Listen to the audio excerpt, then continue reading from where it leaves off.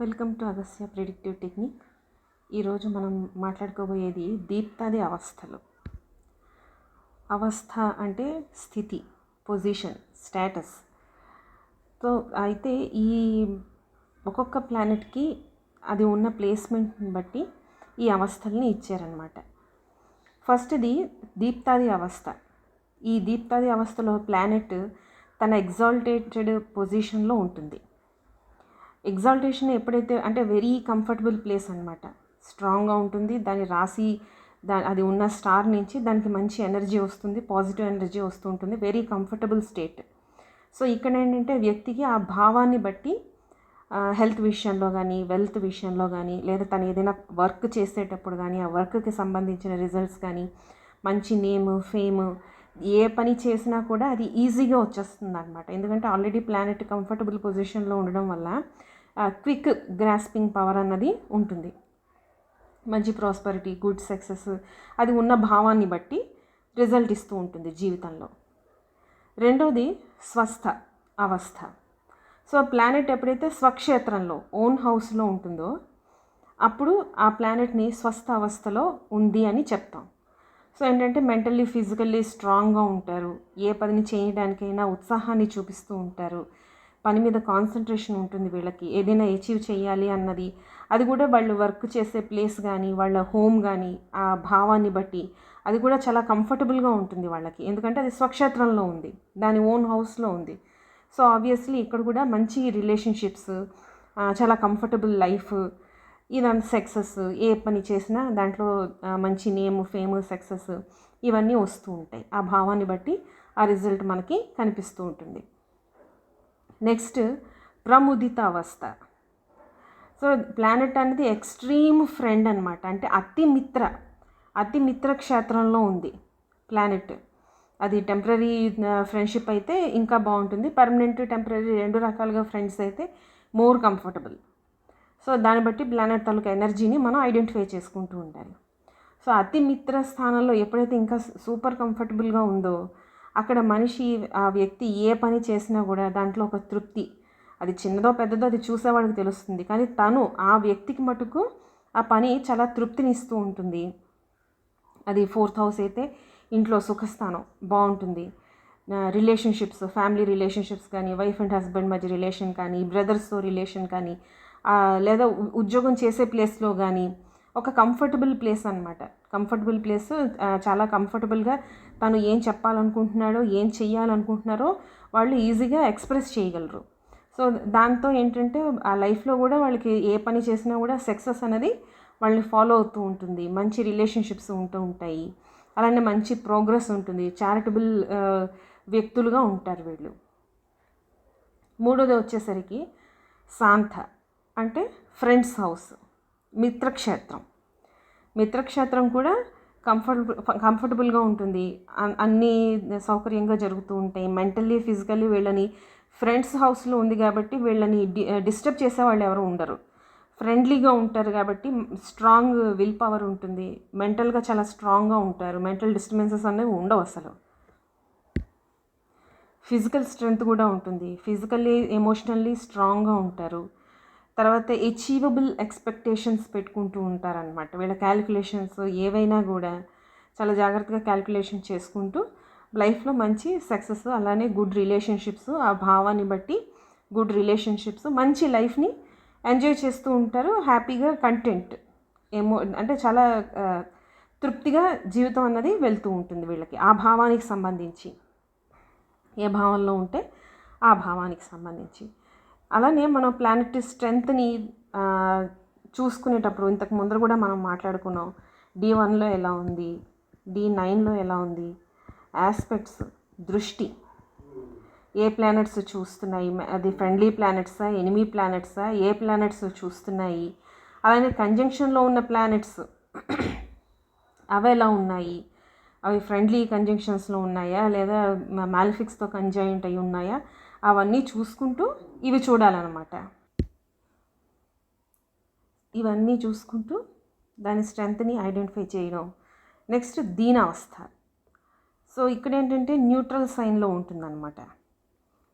దీన్ని ఎవరు ఎంకరేజ్ చేసేవాళ్ళు ఉండరు, సపోర్ట్ చేసేవాళ్ళు ఉండరు, అలా అని డిస్టర్బ్ చేసేవాళ్ళు ఉండరు, న్యూట్రల్గా ఉంటారు. దాని బాధ ఏదో ఆ ప్లానెట్ పడాలి. సో ఈ న్యూట్రల్ సైన్లో ఉన్నప్పుడు కూడా దీనికి మళ్ళీ కంజంక్షన్స్ ఏమైనా ఉన్నాయా, ఆస్పెక్ట్స్ ఏమైనా ఉన్నాయా, D9లో దీని స్థానం ఎక్కడుంది, అవి చూసుకుంటే అప్పుడు మళ్ళీ ప్లానెట్ తాలూకా స్ట్రెంగ్త్ హెచ్చుతగ్గుల్ని మనం క్యాలిక్యులేట్ చేసుకోవచ్చు. ప్లానెట్ ఇక్కడ ఈ దీనస్థితిలో ఏంటంటే ప్లానెట్ వీక్గా ఉంటుంది, దీనికి స్ట్రగుల్స్ ఉంటాయి, సపోర్ట్ ఉండదు, కొంచెం పని జరుగుతుందా జరగదా, ఎందుకంటే స్వయం కృషితో పైకి రావాలి, కష్టపడాలి. సో ఇక్కడ యాంగ్జైటీ, కొన్నిసార్లు సెట్ బ్యాక్స్ ఉంటూ ఉంటాయి, కాన్ఫిడెన్స్ లెవెల్స్ కూడా తక్కువ ఉంటాయి, ఎక్స్ప్రెషన్స్లోని ప్రాబ్లం ఉంటుంది, కమ్యూనికేషన్లో ప్రాబ్లమ్స్ ఉంటూ ఉంటాయి, వర్క్ అనేది డిలే అవుతూ ఉంటుంది. ఇలాంటి ప్రాబ్లమ్స్ అన్నీ ఈ న్యూట్రల్ సైన్లో కనిపిస్తూ ఉంటాయి. నెక్స్ట్ దుఃఖిత అవస్థ. మనకి పేరులోనే అర్థమైపోతుంది, ప్లానెట్ అన్నది ఎనిమి సైన్లో, శత్రు క్షేత్రంలో ఉంది. ఇలాంటప్పుడు హెల్ప్లెస్నెస్, సారో, వర్రీ, ఎందుకంటే ఎనిమి స్థానంలో ఉంది, అది ఎక్స్ప్రెస్ చేయాలనుకుంటున్నది ఎక్స్ప్రెస్ చేయలేకపోతుంది. దాంతో వర్రీ, యాంగ్జైటీ, లైఫ్లో డిస్సాటిస్ఫాక్షన్, ఏదో సాధించాలి ఏదో చెయ్యాలి అనుకున్నా కూడా ఎక్స్ప్రెస్ చేయాలనుకున్నా అక్కడ ఉన్నది ఎనిమి సైన్. రాశి కారకత్వాలని దీనికి సహకరించట్లేదు. సో దీనికి డిస్సాటిస్ఫాక్షను, ఫియరు, ఆ రిలేషన్షిప్స్లో ఎక్కడ ఏ స్థానాన్ని బట్టి రిలేషన్షిప్స్లో మిస్అండర్స్టాండింగ్స్, మిస్కమ్యూనికేషను, ఈ సెట్ బ్యాక్స్, హెల్ప్లెస్నెస్, ఎవరు చెయ్యరు, హార్డ్షిప్స్, సెట్ బ్యాక్స్ ఇవన్నీ కనిపిస్తూ ఉంటాయి ప్లానెట్కి. తర్వాత వికలావస్థ. ఈ వికలావస్థ అంటే డిజబిలిటీ అన్నమాట, సమస్య లేదు. దీనికి స్ట్రాంగ్ సపోర్ట్ ప్లానెట్ ఏదైనా ఉంటే తప్ప ఇది ఏ పని చేయలేని పరిస్థితుల్లో ఉంటుందన్నమాట. ఎప్పుడు మ్యాలిఫిక్ ప్లానెట్తో ఉన్నప్పుడు 2 అడుగులు ముందరికి వేద్దామంటే 4 అడుగులు వెనక్కి లాగుతూ ఉంటుంది మ్యాలిఫిక్ ప్లానెట్. సో ఇక్కడ వీక్, వెరీ వీక్, అసలు తను ఎక్స్ప్రెస్ చేయాలనుకున్నది సమస్య లేదు, ఎటువంటి రిజల్ట్ ఆ ప్లానెట్ నుంచి రాదు సరికదా. ఆ ప్లేస్ కూడా ప్లానెట్ డిస్టర్బ్ అవుతూ ఉంటుంది, దాని కారకత్వాలు కూడా డిస్టర్బ్ అవుతూ ఉంటాయి. ఎటువంటి పాజిటివ్ రిజల్ట్స్ ఇక్కడ మనకి కనిపించవు. నెక్స్ట్ వచ్చేసరికి కళావస్థ. అంటే ఇది అతి శత్రు స్థానంతో కలిసి శత్రుస్థానంలో ఉండడం, మరియు త్రిక్స్థానాలు మనం చెప్పుకున్నాం, దుస్థానాలు అంటే 6, 8, 12 ఈ స్థానాల్లో ఉండడం. ఎప్పుడైతే దుస్థానాల్లో ప్లానెట్ పడిపోయిందో అప్పుడు కష్టం, అది శత్రుస్థానం అయిందంటే ఇంకా కష్టం. అయితే ఇక్కడ విపరీతమైన ఫ్రస్ట్రేషను, అంటే గొడవ, దెబ్బలాట్లు, ఫైటింగ్ నేచరు, నెక్స్ట్ వేరే వాళ్ళ చేతిలో మోసపోవడం, ఇంటెలిజెన్స్ కూడా ఇక్కడ పనిచేయదు. ఎందుకంటే 6, 8 వాళ్ళ దగ్గరికి వచ్చేసరికి గొడవలు, దెబ్బలాట్లు, అక్కర్లేని అప్పులు చేయడం, లిటిగేషన్స్లో ఎవరికో షూరిటీ సైన్ ఇవ్వడమో, సంతకం పెట్టడమో, ఇంకేదో డబ్బులు ఇచ్చి మోసపోవడమో, లేకపోతే అగ్రిమెంట్ లేకుండా డబ్బులు ఇవ్వడమో, ఇన్వెస్ట్మెంట్స్, 12th హౌస్ ఇన్వెస్ట్మెంట్స్లో లాస్ రావడం, హెల్త్ ప్రాబ్లమ్స్, హాస్పిటలైజేషన్స్, ఇలాంటివన్నీ, mental worries, physical and mental problems చాలా ఎక్కువగా కనిపిస్తూ ఉంటాయి ఇక్కడ. తర్వాత క్రోధావస్థ లేదా కోపావస్థ, అంటే ఫ్రస్ట్రేషన్ అన్నమాట.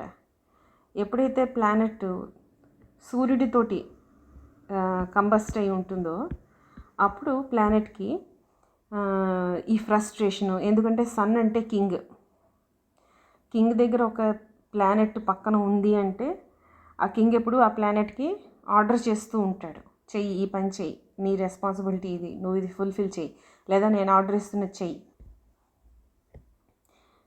ఇలాగ డామినేషను, అథారిటీ, ఆర్డర్స్ పాస్ చేయడం, ఇలాంటివన్నీ ఉంటుందన్నమాట. ఆ ప్లానెట్ తన పనిని తను సరిగ్గా, తన భావకారకత్వాలు, తన రెస్పాన్సిబిలిటీస్ ఏవో ఉంటాయి అవి సరిగ్గా చూపించలేక ఒక రకమైన యాంగర్, ఫ్రస్ట్రేషను, ఇలాంటివన్నీ, ఇంపేషన్స్, ఇవన్నీ కనిపిస్తూ ఉంటాయి. అలానే సన్ స్వయం ప్రకాశిత గ్రహం కాబట్టి దీనికి పాయింట్స్ ఎక్కువ ఇచ్చాం మనం ఇంతకు ముందర వీడియోస్లో చూస్తే. సూర్యుడికి నైసర్గిక బలం అన్నది ఎక్కువగా ఉంటుంది. సూర్యుడి తర్వాత చంద్రుడు, తర్వాత వీనస్, జూపిటర్ అలా ఉంటాయి.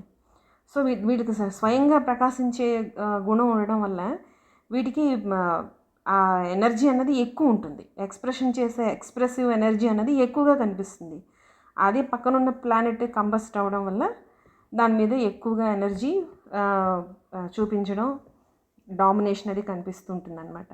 అయితే ఈ కంబస్ట్ అన్నది ప్లానెట్ని బట్టి మారుతూ ఉంటుంది. మామూలుగా అయితే 3 degrees అంటే to 5 degrees వరకు ఉంటుందని చెప్తారు. కొంతమంది 8 degrees 10 degrees కూడా తీసుకుంటారు. కానీ మనకి మేజర్ రిజల్ట్స్ అన్నవి ఇక్కడ మనకి 5 degrees దగ్గర తెలిసిపోతుంది. ఇదే వెస్ట్రన్లో అయితే 3 degrees తీసుకుంటారు.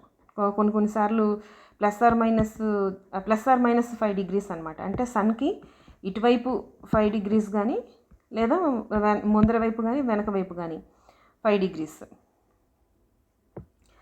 సపోజ్ ఇక్కడ సన్ 10 degrees దగ్గర ఉన్నాడు అంటే వెనకైతే 5 degrees, ముందరైతే 15 degrees అలా అనమాట.